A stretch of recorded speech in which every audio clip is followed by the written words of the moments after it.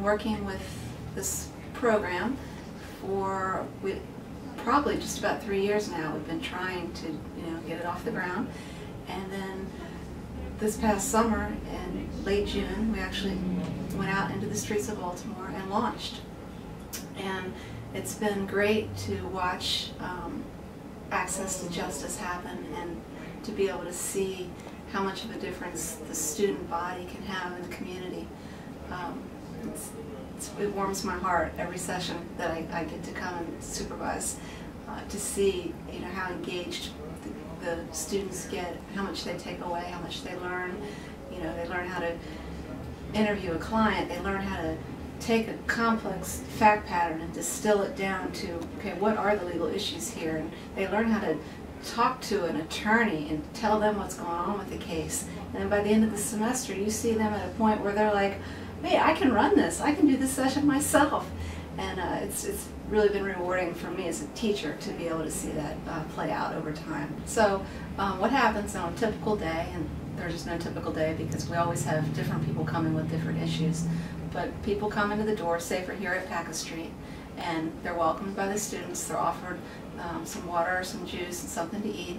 They sit down, the students do the intake, they get all the documents that the folks have to try to figure out what's going on with their issue. They read them a waiver, just so that they're real clear with the customer that they're not their attorney, that we're not actually representing them, we're just giving this 30-minute brief advice session. They collect the $10 from the individual, and occasionally we do waivers if the circumstances dictate. And then the students print out their intake form and take it along with the supporting documents into the attorney. The attorney would then talk with the student and try to figure out, okay, what's going on, let's get a plan of action together. And then from there we bring in the customer and sit down and help them unpack their legal issue. And at the end of the day, we send them away with a roadmap. Some people need a lawyer, but sometimes there's stuff they can do before they meet with their lawyer to make it less expensive. So we like to try to give them, some ideas as far as that goes. We give them referrals. We call Civil Justice our partners in this, and we get a list of 2, 3, or 4 local attorneys that do low bono or sliding scale legal services, and we provide that with them. Sometimes the client or the customer is sophisticated enough where they don't need an attorney. They can do this themselves. So we just give them, these are your critical deadlines, this is what you're going to need to do. We tell them what the process is and empower them so they can go out and be a good pro se litigant. I mean, granted, it's always better to have a lawyer, I think, but sometimes people can do it themselves, and we give them the tools to do that. And then after the session, the folks go back out into the lobby, and we have them fill out a customer satisfaction survey, where we, ask them to be honest, because we want to know where we have room for improvement and what's working, and then we send them on their way. And at the end of the day, I think justice is being done here in Baltimore.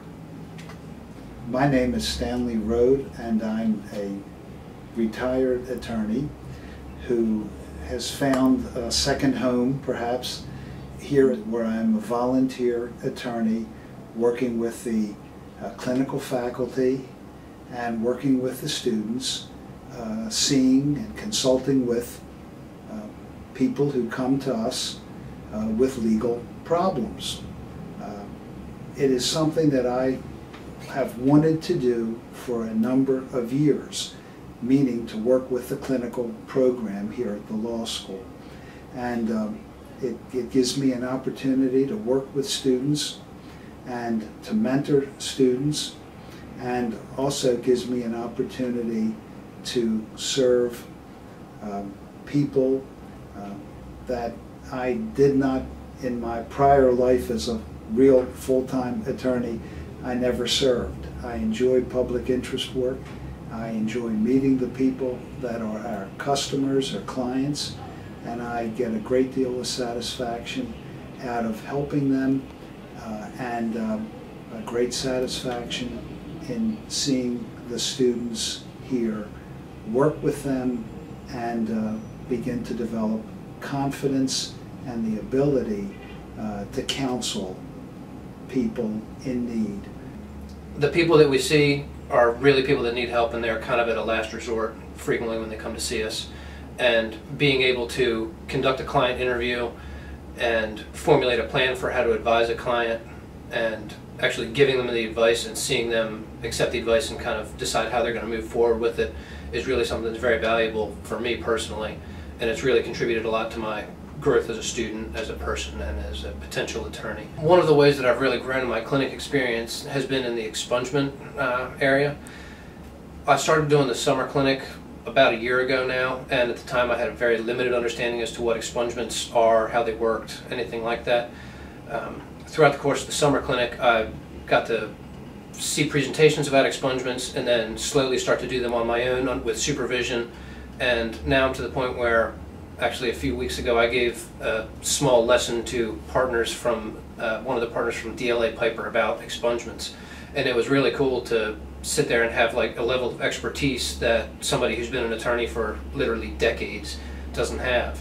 And it's, I mean, I realize that expungements is kind of a narrow issue and that the vast majority of attorneys will never do any expungement work, but still for me to have an area of expertise that long-term practicing attorneys don't have, it was fulfilling, and it made me kind of step back and take a look at where I've come and, you know, how much I've learned in the 2 years I've been in law school.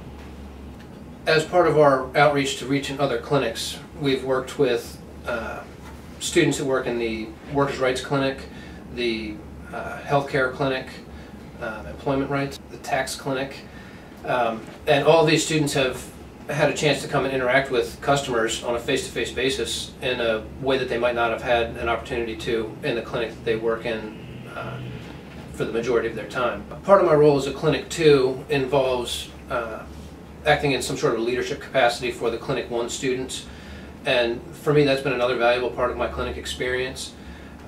All of the students that work in the clinic, in the community justice clinic, work at some time or other with the brief advice sessions.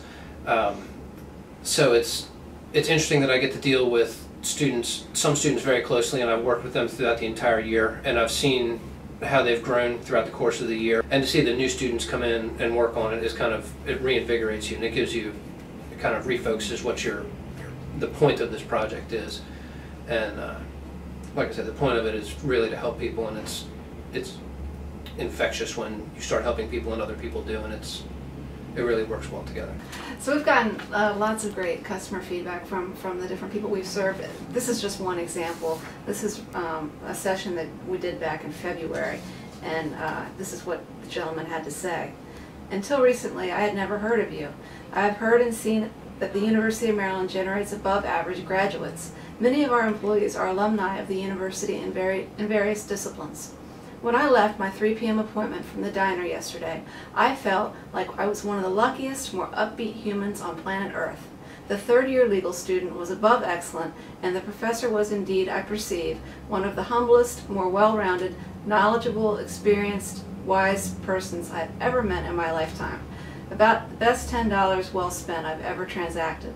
The student should really go far in the profession, in life. She noticed things that I never noticed after apparently only a photographic glance at a document. And the professor made me feel that I had been in the presence of F. Lee Bailey, Clarence Darrow, and Johnny Cochran combined. More knowledge and wisdom was at that diner table than I've been exposed to in some decades. Awesome. And then he went on to thank the faculty and the students and for everyone for doing this program. And I wasn't the attorney involved in that consult. It was one of our other gentlemen. But that's an example of some of the takeaways that people have shared with us.